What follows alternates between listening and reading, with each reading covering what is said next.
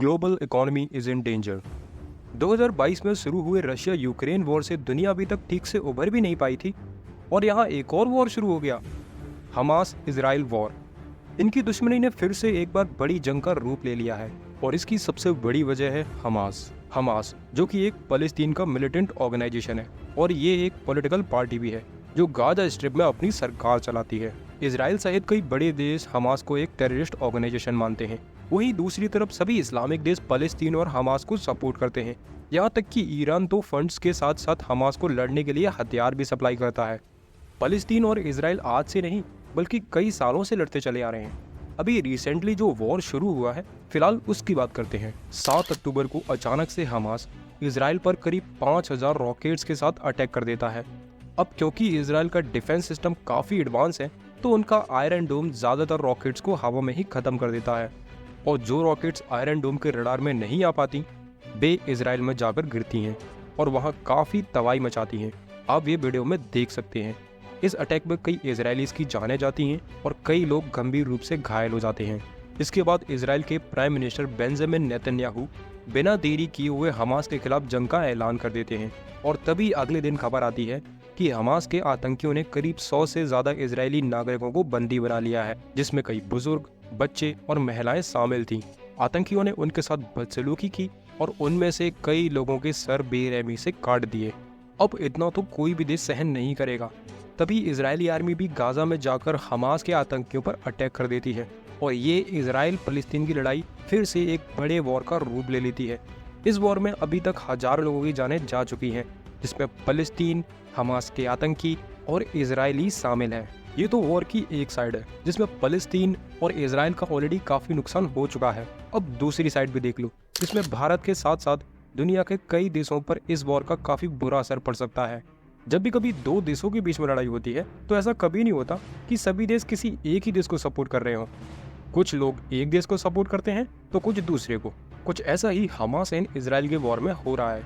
सभी इस्लामिक देश हमास को सपोर्ट कर रहे हैं और Bharat, Europe and America Israel को सपोर्ट कर रहे हैं। और यही वो चीज़ है जिससे भारत के साथ साथ दूसरे देशों को भारी नुकसान हो सकता है। लेकिन कैसे, आइए जानते हैं।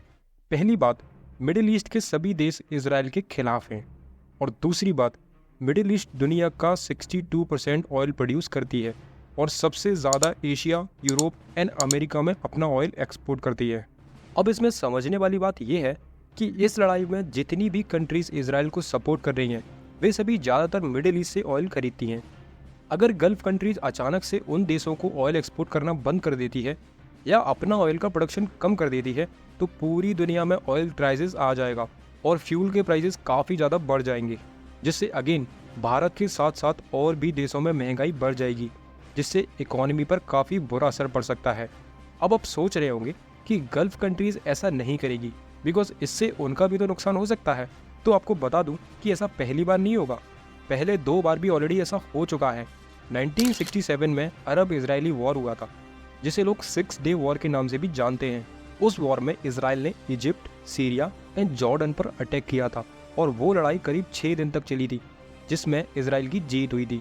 इसका बदला लेने के लिए गल्फ कंट्रीज़ ने दुनिया भर में ऑयल की शॉर्टेज कर दी थी, जिससे ग्लोबल इकोनॉमी पर काफ़ी बुरा असर पड़ा था। इसके बाद 1973 में एक और वॉर हुआ, योम किपुर वॉर। योम किपुर इजराइल का एक बड़ा फेस्टिवल माना जाता है। उस फेस्टिवल वाले दिन अचानक से सीरिया एंड इजिप्ट मिलकर इजराइल पर सरप्राइज अटैक कर देते हैं। ये इजराइल का अभी तक का सबसे बड़ा वॉर था जो कि करीब 19 दिन तक चला था।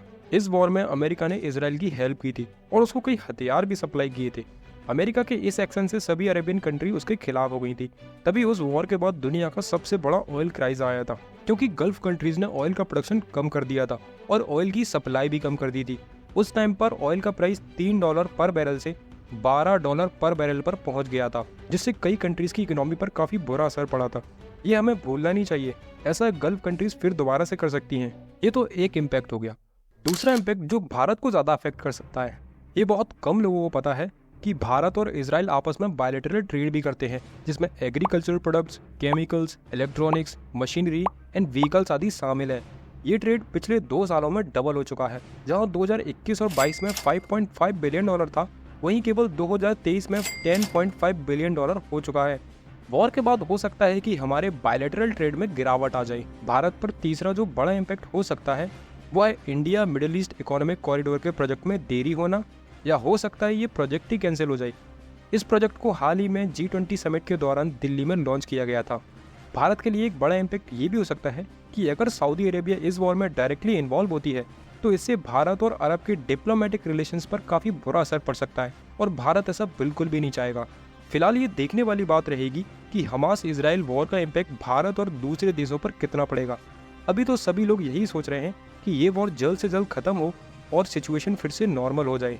आप लोग कमेंट करके बताओ कि मोदी जी ने तो अभी बोल दिया है कि भारत इस मुश्किल परिस्थिति में इजराइल के साथ है, लेकिन कुछ इंडियन मुस्लिम कम्युनिटीज़ हैं जो अभी भी फलस्तीन का सपोर्ट कर रही हैं। आपके हिसाब से क्या ये सही है? Comment below. अगर आपको ये वीडियो इन्फॉर्मेटिव एंड वैल्यूएबल लगी हो तो वीडियो को लाइक कर दो और अपने इस थिंक वाइज चैनल को भी सब्सक्राइब कर लो।